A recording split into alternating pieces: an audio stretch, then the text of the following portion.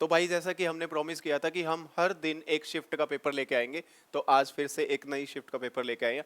5 जुलाई 2022 की तीनों शिफ्ट के पेपर हो चुके हैं। अगर आपने नहीं देखे हैं तो उन वीडियोस को आप देख सकते हैं। अब हम आज करेंगे 6 जुलाई की मॉर्निंग शिफ्ट का पेपर। ठीक है, स्टार्ट करते हैं। A man can row downstream at a speed of 15 km per hour and upstream at 11 km per hour. Find his speed in still water and the speed of the current respectively. Give both your answers in kilometer per hour. वो कह रहा है कि एक आदमी है, वो downstream में जाता है 15 किलोमीटर प्रति घंटे की रफ्तार से और अपस्ट्रीम में जाता है 11 किलोमीटर प्रति घंटे की रफ्तार से। मैं आपको अपस्ट्रीम और डाउनस्ट्रीम के बारे में थोड़ा सा बता देता हूँ। अपस्ट्रीम धारा के विपरीत होती है। अगर हम x बोट की स्पीड ले तो x माइनस वाई, मतलब मैं करंट की स्पीड को क्या कर दूंगा, माइनस कर दूंगा। और डाउनस्ट्रीम में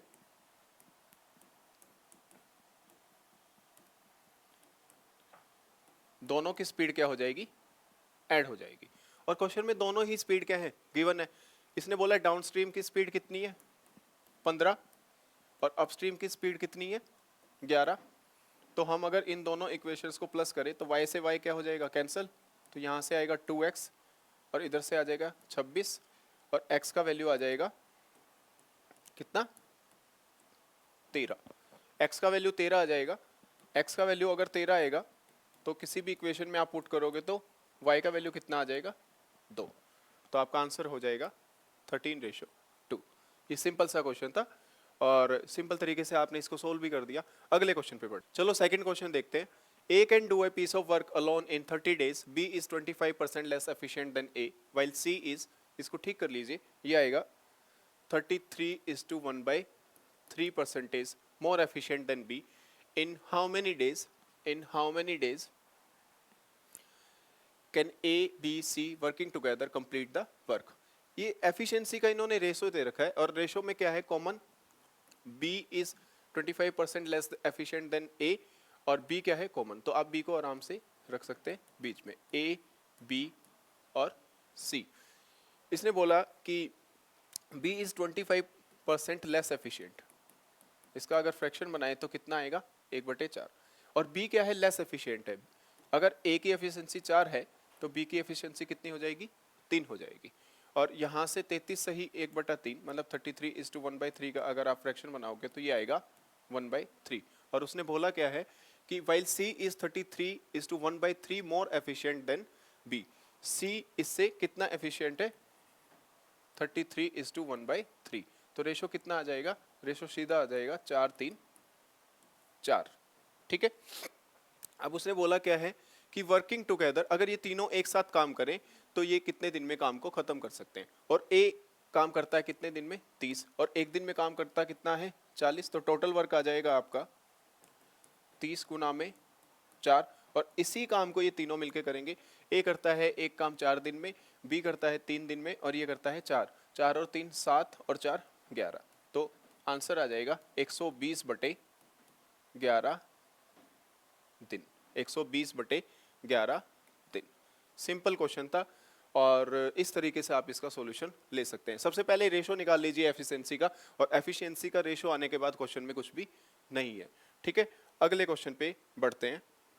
चलो इस क्वेश्चन को देखते हैं। ये क्वेश्चन ठीक है। The average of a set of 20 numbers is P if one of the numbers from the set is replaced with 58 then the average becomes P/2। ये कहना क्या चाहता है कि 20 नंबर हैं और उनका एवरेज कितना है P। उनमें से एक नंबर को हटा दिया गया, किससे, 58 से। एक नंबर को हटा दिया गया और उसकी जगह पे क्या रख दिया गया, 58। ठीक है, तो एवरेज क्या हो जाता है, P-2 हो जाता है। तो जो इस सीरीज का नंबर है वो एवरेज वो क्या हो जाता है, P-2। What is the value of the number that is replaced. तो पूछ रहा है कि जो नंबर हटाया गया था उसकी वैल्यू क्या थी। एक बार हम देखें अगर इस क्वेश्चन को, तो अगर हम टोटल निकाल लें इस सीरीज का तो टोटल कितना हो जाएगा, 20 नंबर्स हैं और उनका एवरेज कितना है P, तो टोटल हो गया 20P। ठीक है, अब इस टोटल में से क्या हुआ, इस टोटल में से क्या हुआ कि एक नंबर हटा दिया गया। मैंने मान लिया वो नंबर हटाया इसने A, मैंने माइनस कर दिया। ठीक है, और जोड़ा क्या, उसने जोड़ा क्या, 58 को जोड़ दिया, उसकी जगह पे 58 रख दिया। ठीक है, आगे बोल रहा है कि जो एवरेज आया ना इस सीरीज का, अभी एक बात बताओ, एक नंबर को हटाया गया और एक नंबर को रखा गया, तो नंबर तो अभी क्या है 20 ही है, पहले भी 20 थे, एक नंबर हटा दिया और एक रख दिया, तो नंबर संख्या में कितने हैं 20, और एवरेज उनका कितना बना 20 नंबर है, और उनका एवरेज कितना है p-2, और ये दोनों टोटल, ये टोटल और वो टोटल दोनों ही क्या हो जाएंगे, बराबर हो जाएंगे। ठीक है, इसको अब सोल्व कर लेते हैं। तो ये आएगा यहाँ से 20p-a plus 58 is equal to 20p-40। ठीक है, 20p से 20p से 20p कैंसिल हो गया।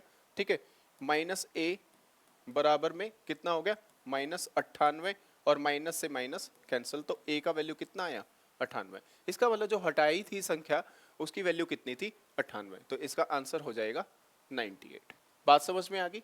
सिंपल सा क्वेश्चन था भाई, अपनी तैयारी को मजबूती के साथ करते रहें, पढ़ते रहें, क्योंकि आपके साथ आपकी तैयारी ही काम आएगी, और आपके माँ बाप के सपने और आपके सपने जब भी पूरे होंगे जब आप तैयारी करते रहेंगे और रिजल्ट निकालेंगे। अकेले तैयारी करने से भी कुछ नहीं होगा, इसलिए बहुत अच्छे तरीके से पढ़ते रहें। जहाँ भी दिक्कत आए आप कमेंट सेक्शन में जाके कमेंट कर सकते हैं, और आराम से कोई भी क्वेश्चन है वो पूछ सकते हैं। अगले क्वेश्चन पे बढ़ते हैं।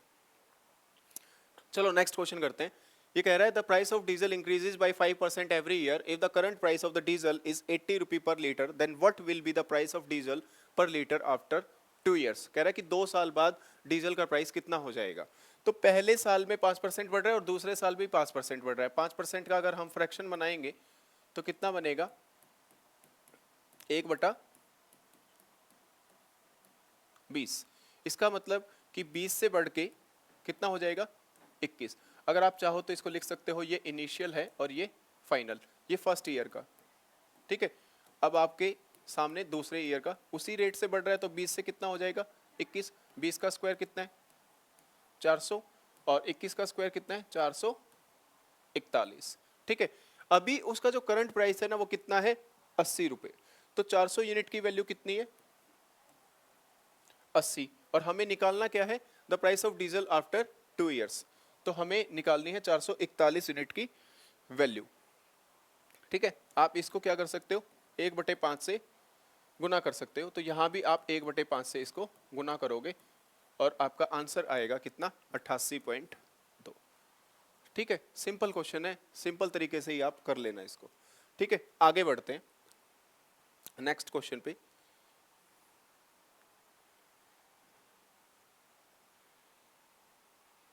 चलो एक बार इस क्वेश्चन को देखते हैं। इसने बोला कि what number must be subtracted from each of the numbers 55, 23, 43 and 19 so that the new values are in proportion. कह रहा है कि 55, 23, 43 और 19 में से कौन सी संख्या घटाई जाए कि ये नंबर्स क्या हो जाए प्रोपोर्शन में हो जाए। सबसे पहले मैं इसको बताता हूँ बेसिक से। ठीक है, बेसिक से क्या, मैंने मान लिया कि मैं इनमें से x माइनस कर रहा हूँ। 55 minus x, 23 minus x proportion में होना चाहिए, तो 43 माइनस एक्स और 19 माइनस एक्स। ठीक है, आप इसमें सी एन डी लगा सकते हैं। सी एन डी होता क्या है मैं बता देता हूं थोड़ा सा। अगर a by B X by Y के इक्वल है तो कैसे करेंगे, a plus B A minus B बराबर है x प्लस वाई और x माइनस वाई के। ये होता है सी एन डी रूल। ठीक है, आप चाहो तो स्क्रीनशॉट ले सकते हो इसका। और अब इस क्वेश्चन को इसके अकॉर्डिंग करके देखते हैं।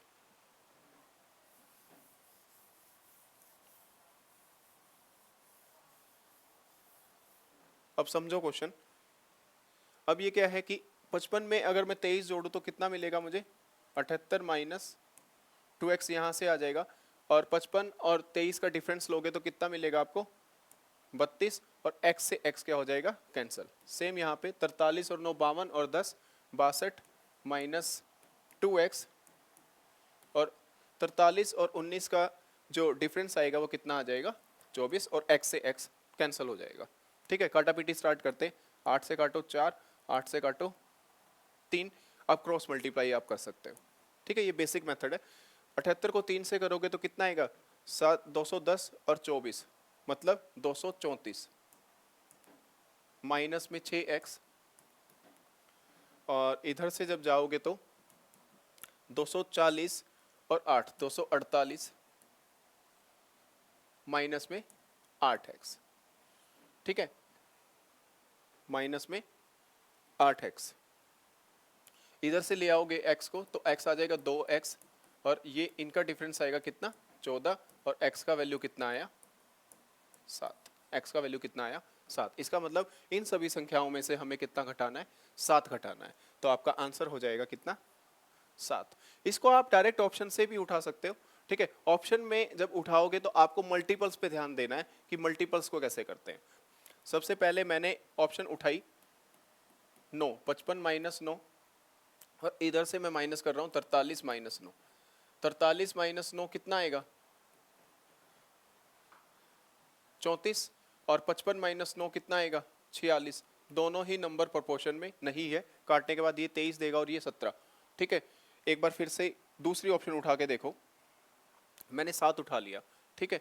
अब 7 उठाया तो क्या होगा 55 माइनस 7 और आपका 43 माइनस 7, 43 माइनस 7 से कितना मिला 36, और 55 माइनस 7 से आपको कितना मिल जाएगा 48। दोनों नंबर 12 से क्या है डिविजिबल, तो प्रोपोर्शन में है।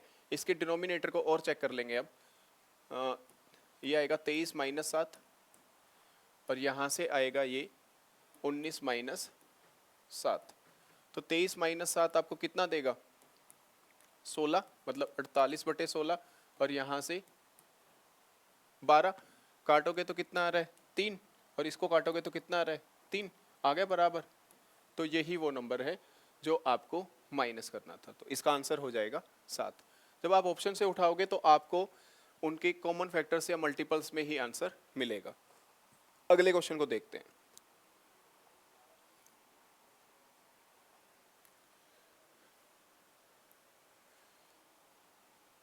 ठीक है, the speed of A boat in still water is 10 kilometre per hour, the speed of the stream is 2 kilometer per hour. What is the total distance that the boat will travel if it is rowed for 4 hours upstream and 3 hours downstream? देखो ये एक boat है और ये क्या करती है कि स्टिल वाटर में इसका स्पीड है 10 किलोमीटर प्रति घंटा, और इसका जो स्पीड है स्ट्रीम का वो कितना है 2 किलोमीटर प्रति घंटा।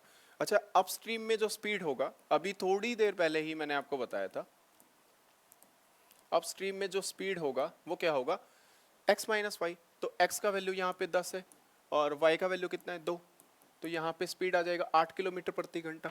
डाउन स्ट्रीम में क्या होता है, दोनों स्पीड्स ऐड हो जाती हैं, तो जो रिलेटिव स्पीड आएगा वो कितना आ जाएगा 10 प्लस 2 मतलब 12। अब ये कह रहा है कि जो बोट है ना वो 4 घंटे चली है किसमें अपस्ट्रीम में, 4 घंटे किसमें चली है अपस्ट्रीम में, और 3 घंटे किसमें चली है डाउन स्ट्रीम में। तो यहां से इसका डिस्टेंस कितना आया 8 चौका 32 और 12 तिया 36। फिर उसने बोला कि ये बताओ कि दोनों सिचुएशन में जो डिस्टेंस ट्रेवल हुआ टोटल डिस्टेंस वो कितना है, तो 36 और 32 को जोड़ दोगे तो कितना हो गया 68 किलोमीटर, तो आपका आंसर हो जाएगा 68 किलोमीटर। सिंपल, बहुत सिंपल क्वेश्चन है। अच्छा, आपने देखा कि एक ही पेपर में बोट एंड स्ट्रीम के 2 क्वेश्चन आए हुए हैं, एक ही पेपर में 2 क्वेश्चन है, ये दूसरा क्वेश्चन है सेम पेपर का। ये जो पेपर है ना आपका 6 जुलाई 2022 का क्वेश्चन है, ठीक है। चलो आगे बढ़ते हैं, पहले इसको इरेज कर देते हैं और नेक्स्ट क्वेश्चन देखते हैं। अच्छा ठीक है, the average weight of A B C is 52 kilogram.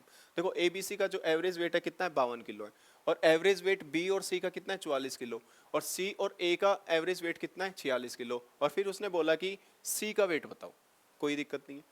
पहले उसने हमें दिया है तीनों का वेट, ए बी सी का एवरेज वेट। मैं इनका अगर टोटल वेट निकालूं तो 52 गुना में 3 हो जाएगा, ठीक है। तो 150 और 6 मतलब 156 किलो, मतलब 156 किलो। अब उसने बोला बी और सी का 44 किलो है, तो अगर इनका टोटल वेट निकालेंगे तो कितना आ जाएगा 88 किलो। और सी और ए का भी दिया है, सी और ए का वेट कितना है 46 गुना 2, तो इनका टोटल वेट कितना आ गया 92। अब मैं इन दोनों वेट को जोड़ देता हूँ, जोड़ दो, 8 और 2 10, 9 और 8 17 और 1 18, मतलब 180 किलो। और यहाँ से इनको जोड़ोगे तो आपको क्या वैल्यू मिल रही है A plus B plus C plus C, और ए बी सी का वेट ABC का वेट तो आपने निकाल ही रखा है, टोटल वेट कितना है 156, ठीक है, मतलब ये वैल्यू क्या बनी 156 प्लस C, तो C क्या आएगा 180 माइनस 156, मतलब C कितने किलो का है, कितने किलो का है 24 किलो का है, ये आपका जवाब है। C बड़ा हल्का है, कितने किलो का है 24 किलो का ही है। अगले क्वेश्चन पे बढ़े, चलो पहले इसको हटा देते हैं और फिर अगले क्वेश्चन पे बढ़ते हैं। एक सेकंड, चलो एक बार इस क्वेश्चन को देखते हैं, सिंपल सा क्वेश्चन है, करके देखते हैं एक बार। इसमें बोला है कि S is 20% more than T and T is 10% less than U, what is the ratio of S to U। तो ये बोल रहा है S T U का रेशियो निकालने को, ठीक है। तो यहाँ पे बोला है कितना है 20%, 20% का आप फ्रैक्शन बनाओगे तो कितना आएगा 1/5। अब इसने बोला है कि S क्या है 20% ज्यादा है, तो अगर T 5 है तो S कितना होगा 6। फिर बोला 10 T इज 10% लेस, 10% का जब फ्रैक्शन बनाओगे तो कितना आएगा 1/10। और T क्या है कम है 10% किससे U से, U अगर 10 है तो ये कितना बनेगा 9। और अब क्या करेंगे, यहाँ पे भी 5 लिख देंगे और यहाँ पे 9 लिख देंगे। और इसने हमसे पूछा किसका है S और U का, कुछ कॉमन लग रहा है, हाँ 2 से काटो 3, 2 से काटो 5, तो ये बन जाएगा 9 तिया 27 और ये बन जाएगा 5 गुना 5 25। तो आपका रेशियो आ गया कितना 27-25, पहला ऑप्शन आपका आंसर है। देखो बहुत सिंपल सिंपल क्वेश्चन आते हैं भाई, तैयारी ना छोड़ना नहीं है। आपको कोई कितना भी कैसी भी सिचुएशन हो आपकी, आपके घर की कैसी भी सिचुएशन हो, फाइनेंशियल हो या फिर आपके घर में कैसे भी सिचुएशन से आप जूझ रहे हो, बट आपको एक चीज़ रेगुलर रखनी है, वो है आपकी पढ़ाई। क्योंकि आप अपनी पढ़ाई की वजह से ही समाज में, सोसाइटी में या फिर अपने रिलेटिव्स जो सबसे ज़्यादा परेशान करते हैं उनके बीच में खड़े हो सकते हो, ठीक है। तो कोई भी बहाना नहीं चलेगा, इस बार जॉब लेनी है तो लेनी है, बस बात समझ लेना, ठीक है। और जॉब आपके मेहनत के बिना नहीं आएगी, तो सिंपल सी बात है, जितनी मेहनत आप कर सकते हो स्मार्ट तरीके से आप उतनी मेहनत करते रहो, और उसमें जो सहयोग हमारा बनेगा हम भी आपके साथ मेहनत करते रहेंगे, ठीक है। अगले क्वेश्चन पे बढ़ते हैं, चलो। अब ये बोल रहा है कि ए fan is sold for 1560 at a profit of 30%, if it is selling price is 960। कह रहा है कि एक पंखा है, वो पंखा बेचा कितने में 1560 रुपए में, और प्रॉफिट कमाया कितना 30%। और अब बोल रहा है कि उसका सेलिंग प्राइस अगर 960 रुपए है तो बताओ कि उसको कितना लॉस हो गया। सबसे पहले तो हम पंखे का कॉस्ट प्राइस निकालना पड़ेगा, और पंखा देखो बेचा कितने प्रॉफिट पे है 30% प्रॉफिट पे, तो 100% उसका कॉस्ट प्राइस होगा, और इसने उस पे प्रॉफिट कितना बनाया 30%, तो उसका सेलिंग प्राइस कितना हो जाएगा 130%। और 130% की वैल्यू कितनी दे रखी है क्वेश्चन में 1560 रुपए, ठीक है। 1% की वैल्यू यहाँ से निकाल सकते हो, तो 1% की वैल्यू कितनी है 1560 बटे 130, और मैं अगर इसको गुना 100 कर दूं तो मेरे पास 100% की वैल्यू आ जाएगी। और 100% हमारा क्या है कॉस्ट प्राइस जो हमने माना था, कॉस्ट प्राइस कितना माना है 100%, ठीक है। तो इसको काटो 13 12, इसका मतलब जो पंखे का कॉस्ट प्राइस है वो कितने रुपए है 1200 रुपये। और फिर वो बोल रहा है कि उसका जो सेलिंग प्राइस है ना, अगर उसका सेलिंग प्राइस 960 रुपये, अगर उसका सेलिंग प्राइस कितना है 960 रुपये, तो हमें बताना क्या है कि उसे कितने परसेंट लॉस हुआ। अच्छा एक बात बताओ, पंखा कॉस्ट प्राइस 1200, सेलिंग प्राइस 960, तो उसको क्या हो रहा है नुकसान हो रहा है, कितने रुपए का नुकसान हो रहा है, मतलब लॉस हो रहा है उसको। इन दोनों का डिफरेंस, इन दोनों का डिफरेंस निकालोगे तो कितना आएगा 240 रुपये। और 240 का लॉस हो रहा है कितने पे, लॉस परसेंटेज निकाल लो यहाँ से, 240 का उसको हो रहा है लॉस, और कितने रुपए पे हो रहा है 1200 रुपये पे, और गुना में 100, 24 से काटो 24 पंजे 120, 5 से काटो 5 और 20, तो कितने परसेंट आया 20%। तो उसको लॉस हो रहा है कितने परसेंट का 20% का। ये क्वेश्चन था, ठीक है। टाइम वेस्ट ना करते हुए, आपका ज़्यादा टाइम वेस्ट कभी भी नहीं होगा हमारे साथ, ठीक है। अगले क्वेश्चन पे बढ़ते हैं। तो ये नेक्स्ट क्वेश्चन है, अगला question. The mark price of a table is 130% of its cost price, a discount of 20% is given on the sale of the table, what will be the profit percentage? ये कह रहा है कि जो mark price है ना table का वो 130% है उसके कॉस्ट प्राइस का। वेरी गुड, तो हम कॉस्ट प्राइस को मान लेते हैं। हमने मान लिया कि कॉस्ट प्राइस कितना है 100, ठीक है। तो यहाँ से हमें मार्क प्राइस मिल जाएगा और मार्क प्राइस क्या है 130% है। तो 100 का अगर 130% आप निकालोगे तो आपको सीधा सीधा मिल जाएगा कितना 130। तो उसका मतलब उसका मार्क प्राइस आ गया कितना 130। और फिर क्या है कि डिस्काउंट दिया गया है 20%, और डिस्काउंट किस पे दिया जाता है मार्क प्राइस पे दिया जाता है। तो डिस्काउंट उसने दिया, अगर मैं डिस्काउंट से जो प्राइस निकालूं तो क्या आएगा मेरा सेलिंग प्राइस, और 80% इसका क्या हो जाएगा सेलिंग प्राइस हो जाएगा। तो 13/8 104, 13/8 कितना होता है 104, तो मेरा सेलिंग प्राइस कितना आ गया 104। अब उसने बोला what will be the profit percentage. देखो 100 रुपये है कॉस्ट प्राइस, सेलिंग प्राइस है 104, प्रॉफिट हुआ कितने का 4 रुपये का, ठीक है। और कितने रुपए पे हुआ 100 रुपये पे, तो आप इसका परसेंट निकालोगे तो कितना आ जाएगा सीधा 4%। सोल्व करने की जरूरत नहीं है, ठीक है। तो कितना आ गया 4%। बेटा मैं थोड़ा थोड़ा बेसिक बताता जा रहा हूँ क्योंकि मैं इनको हवा में उड़ाऊंगा तो आपको बहुत दिक्कत होगी। अभी तो मैं उड़ा दूंगा और आपको भी लगेगा उड़ा दिया, बट पेपर में फिर आप उड़ जाओगे, ठीक है। इसलिए बेसिक को धीरे धीरे समझते जरूर जाना, ठीक है। चलो आगे बढ़ते हैं,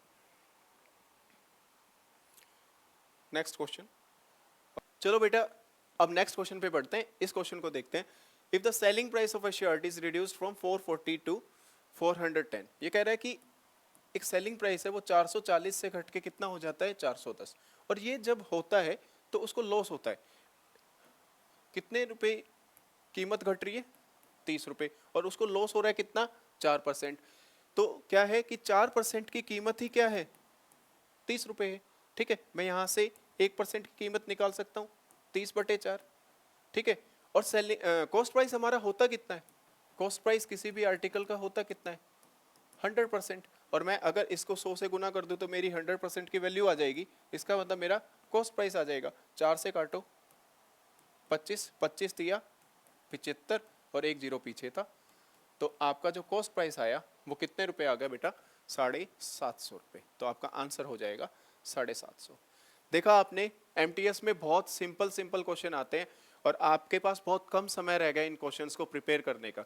तो जितना हो सके क्वेश्चंस को प्रिपेयर करें, वीडियोस देखिए, अपने प्रैक्टिस सेट लगाएं, ठीक है, और अपनी तैयारी को एक राइट डायरेक्शन में लेके जाएं। चलो अगले क्वेश्चन में बढ़ते हैं।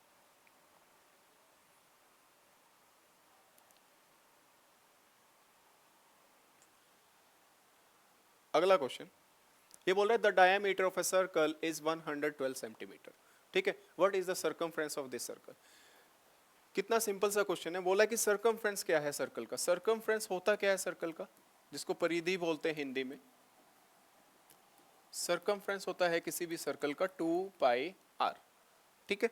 और इसने हमें दिया है डायमीटर। डायमीटर क्या होता है डबल ऑफ रेडियस, ठीक है। अगर हमें यहां से रेडियस निकालना है तो क्या बन जाएगा d/2, ठीक है। चलो वैल्यू पुट कर लो। 2 पाई का वैल्यू दे रखा है, नहीं भी दे रखा होता तो 22/7 होता है, ठीक है। और हमें क्या करना है 112/2, क्योंकि हमें डायमीटर दे रखा है, ठीक है। 2 से 2 काट दिया, 7 से काटो 1 और 7 से काटो 6, 22, 16 और आंसर हो जाएगा 352। आंसर हो जाएगा 352 सेंटीमीटर स्क्वायर। खत्म क्वेश्चन, ठीक है। अगले क्वेश्चन पे बढ़ते हैं।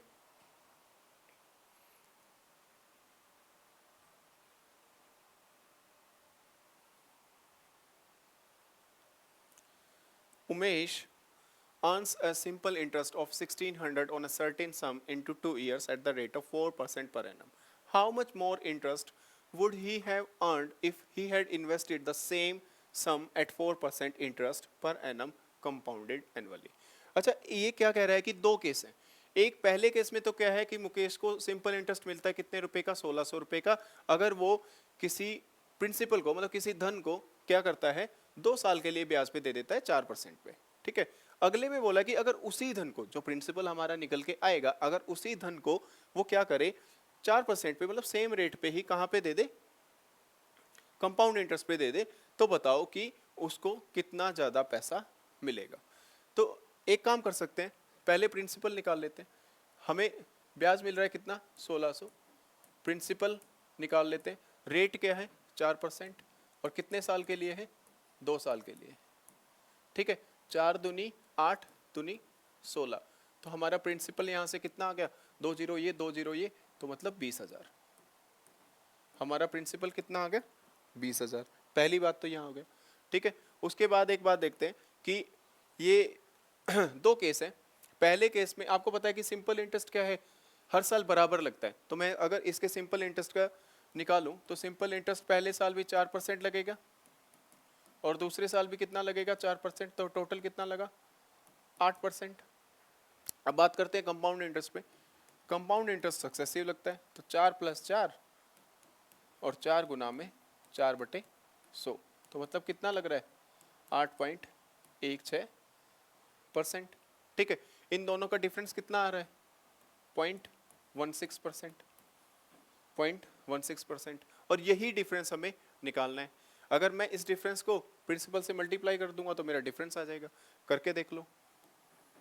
ठीक है, ये आपका डिफरेंस आ जाएगा। डिफरेंस आएगा कितना, 20,000 को गुना करो 16/100 और बटे 100, 100 से 100। ठीक है, तो कितना आ गया, 16 दूनी 32। तो आपका आंसर कितना आ गया, 16 दूनी 32, ये आपका आंसर आ गया। ठीक है, देख लेना बाद में। अगला क्वेश्चन बढ़ते हैं। The average salary of 12 employees in a company was recorded to be 20,000। कह रहा है कि 12 एम्प्लॉय हैं और उनको जो एवरेज सैलरी मिलती है वो कितनी मिलती है, 20,000 रुपये। ठीक है, इस मंदी के दौर में 20,000 रुपये मिल रहे हैं, बढ़िया बात है। If the salary of the manager is also included then the average salary increases by 2,000। और अगर मैनेजर का सैलरी भी उसमें जोड़ दिया जाए तो एवरेज सैलरी क्या है, बढ़ जाती है कितने से, 2,000 रुपये। तो बताओ मैनेजर को कितना पैसा मिलता है। एक बात समझो, सबको मिल रहे हैं कितने, 20,000। मैनेजर को जोड़ के 12 और एक 13 आदमी बन जाते हैं, और मैनेजर की वजह से डिफरेंस कितना आता है, 2,000 का। इसका मतलब 26,000 पैसा बढ़ गया, और एवरेज सबको कितना मिल रहा है, 20,000। तो अगर इन दोनों को जोड़ दें तो ये सैलरी किसकी बनती है, मैनेजर की। तो मैनेजर को कितना रुपए मिलेगा, 46,000। बात समझ में आई। ठीक है, सीधी सी बात है, ज़्यादा लंबी चौड़ी बात है नहीं। आगे बढ़ते हैं। अच्छा जी, the total surface area of a square radius r centimetre is equal to the total surface area of a cube. पहले तो टीएसए स्फीयर का होता क्या है, टीएसए जो स्फीयर का होता है वो होता है भाई 4πr²। ठीक है, इसने रेडियस r ही लिया है। ठीक है, अब उसने बोला कि टीएसए क्या है, क्यूब का। ये तो हुआ आपका किसका, स्फीयर का, और ये टीएसए किसका हुआ, आपका क्यूब का। जो टीएसए क्यूब का होता है वो कितना होता है, 6s²। मैंने s इसलिए ले लिया क्योंकि इसने s दिया था, नहीं तो 6l² लिखते हैं, कई जगह 6a² लिखते हैं, पर सामने वाले ने दे रखा है तो कोई दिक्कत नहीं। बोला ये दोनों क्या है, इक्वल हैं, कर लेते हैं जी, कोई दिक्कत नहीं। 4πr² is equal to 6s²। ठीक है, काटापीटी कर लेते हैं, 2 यहाँ से 3, अगले स्टेप में r² अपॉन s², यहाँ कितना आ जाएगा, 3/2। अब पाए है, पाए को भी खोल लेते हैं, 22 साथ चला जाएगा ऊपर। ठीक है, आपको न्यूमरेटर में मिल रहा है वैल्यू कितना, 21/44। इसका मतलब है कि r² कितना मिल रहा है, 21, और s² कितना मिल रहा है, 44। तो सीधी सी बात है कि r क्या है, छोटा है, और s क्या है, बड़ा है। कौन सी ऑप्शन आपको देती है, सेकंड ऑप्शन, क्योंकि s क्या है, बड़ा है, और r क्या है, छोटा है। यही आपको बताना था, ये रिलेशन इसने पूछा था। अगले क्वेश्चन में बढ़ते हैं। आपको सारे क्वेश्चन हर शिफ्ट के यहाँ पे आराम से मिल जाएंगे, और मैं बहुत जल्दी जल्दी करा रहा हूँ क्योंकि पेपर बहुत नज़दीक है। अगर पेपर नज़दीक नहीं होता तो आराम से भी बता देते, बाकी इतना जल्दी नहीं करा रहा हूँ कि आपको समझ नहीं आएगा। आपको एक एक क्वेश्चन बहुत अच्छे से समझ में आएगा, उस बात की दिक्कत मत माने आप। In a competitive exam, the minimum qualifying percentage for category A and category B jobs. देखो दो जॉब्स हैं, एक कैटेगरी A और एक कैटेगरी B, और 25% चाहिए आपको कैटेगरी A के लिए और कैटेगरी B के लिए चाहिए कितना 45%. ठीक है. अब बोल रहा है कैंडिडेट स्कोर्ड 83 मार्क्स. एक कैंडिडेट के ना 83 मार्क्स आते हैं और फेल हो जाता है कितने से 25 नंबर से, और जॉब कौन सा मिलना था उसको बी कैटेगरी का. ठीक है. What is the minimum qualifying marks to secure category A job. A job को सिक्योर करने के लिए पहली बात तो 25% चाहिए, पर वो बच्चा रहा किस में है, उसको बी कैटेगरी का जॉब नहीं मिला. ठीक है. अच्छा एक बार उसके मार्क्स पे बात करते हैं. उसको मिला कितना 83, और वो फेल कितने से हुआ 25 नंबर से. अगर हम उसको 25 नंबर और दे दे तो पास हो जाएगा, उसको कैटेगरी बी का जॉब मिल जाएगा. फिर से समझा देता हूँ कि वो बच्चा जो है, फिर से बता देता हूँ कि वो बच्चा उसको कितना मिला 83 मिला, और वो फेल हुआ कितने से 25 से. अगर मैं उसको 25 नंबर और दे दूं तो वो बच्चा क्या हो जाएगा, पास हो जाएगा. सिंपल सी बात है. अच्छा उसको कैटेगरी बी जॉब मिल जाएगा, और कैटेगरी बी कितने परसेंट पे मिल रहा है 45% पे. तो इसका मतलब क्या है कि 45% की वैल्यू, इनको ऐड कर लो 8. ठीक है. और 8 और 2 10, मतलब 45% की वैल्यू कितनी है 108. और उसने बोला कि बताओ कि कैटेगरी ए जॉब में कितने नंबर चाहिए, और कैटेगरी जॉब ए के लिए क्या चाहिए 25% चाहिए. तो यहाँ से हम 1% की वैल्यू निकाल सकते हैं 108/45. और अगर कैटेगरी ए का निकालना है तो उसके लिए उसको कितना चाहिए 25. काटो 5 से काटो 9, 5 से काटो 5, 9 से काटो 12, और 12 पंजे 60. इसका मतलब कैटेगरी ए जॉब के लिए मिनिमम उसको कितना नंबर चाहिए 60 नंबर, जब जाके उसको कैटेगरी ए का जॉब मिलेगा. ठीक है. पहले ये क्वेश्चन अलग पैटर्न से आता था, इस बार थोड़ा सा डिफरेंट पैटर्न कर दिया, और पिछले वाले पैटर्न से मुझे थोड़ा ज्यादा इजी लगा ये पैटर्न. ठीक है. आगे बढ़ते हैं.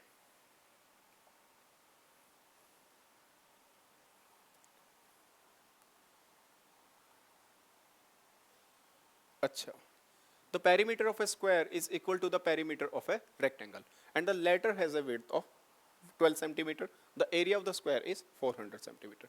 देखो इसने बोला कि पेरीमीटर जो स्क्वायर का है ना वो इक्वल है किसके रेक्टेंगल के, और स्क्वायर का एरिया दे रखा है. अच्छा स्क्वायर का एरिया होता क्या है, स्क्वायर का एरिया होता है ए स्क्वायर, और हमें गिवन भी है कितना 400. तो यहाँ से अगर ए का वैल्यू निकाले तो कितना आ जाएगा 20 सेंटीमीटर. एक चीज. ठीक है. दूसरी चीज क्या है कि इसने बोला the perimeter of a square is equal to the perimeter of rectangle. तो 4a मतलब 4 गुना 20 कितना है 2l प्लस बी, और l का वैल्यू है नहीं हमारे पास, और उसका विड्थ दे रखा है कितना 12. तो हमारे पास यहाँ से क्या आ जाएगा, इसका l का वैल्यू आ जाएगा.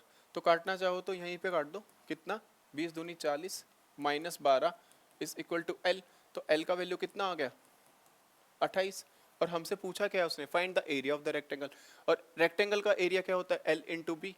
तो l का वैल्यू आ गया 28, और हमें विड्थ इसने पहले ही दे रखा था 28 गुना 12. ठीक है. तो पीछे 6 किसके है 336. तो आपका आंसर कितना हो जाएगा 336, क्योंकि 8 गुना 2 करोगे तो 16 आएगा. यहीं से आपको आंसर पता लग जाएगा 336 सेंटीमीटर स्क्वायर. बात समझ में आई. सिंपल बिल्कुल क्वेश्चन था. जैसे देखो अरिथमेटिक का एक फंडा है कि आपको जो इन्फॉर्मेशन मिली है ना उस इन्फॉर्मेशन को आप लिखते जाओ, आपका क्वेश्चन आराम से सॉल्व हो जाएगा, कोई भी दिक्कत नहीं आएगी. आगे बढ़ते हैं.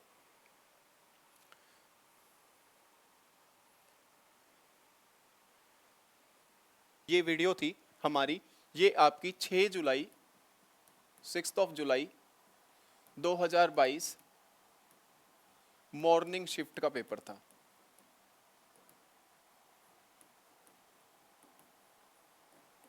मॉर्निंग शिफ्ट का पेपर था. ठीक है. इसको आराम से देख लेना. अगर इसमें कोई प्रॉब्लम आती है तो आप मेरे से पूछ सकते हैं. आप कमेंट सेक्शन में आप अपने फोटो खींच के भी भेज सकते हैं कि सर हमें यहाँ पे दिक्कत आ रही है. आपकी हर तरीके से मदद की जाएगी. बस आपसे यही निवेदन है कि आप अपनी तैयारी को बहुत अच्छे तरीके से करते रहें, ताकि आपके अंदर तैयारी करते करते कॉन्फिडेंस आएगा, और कॉन्फिडेंस आने के बाद आप जॉब के और नज़दीक जाएंगे. और जो बहुत दिनों से गरीबी चल रही है उसको जॉब से ही मिटाया जा सकता है, और जो खोई हुई इज्जत है उसे भी जॉब से ही पाया जा सकता है. तो बहुत ध्यान से चीज़ों को करें. फिर हम कल सेम टाइम पे मिलेंगे सुबह 8 बजे. तब तक के लिए आप अपनी सेहत का ध्यान रखें और मिलते हैं नेक्स्ट वीडियो में। धन्यवाद।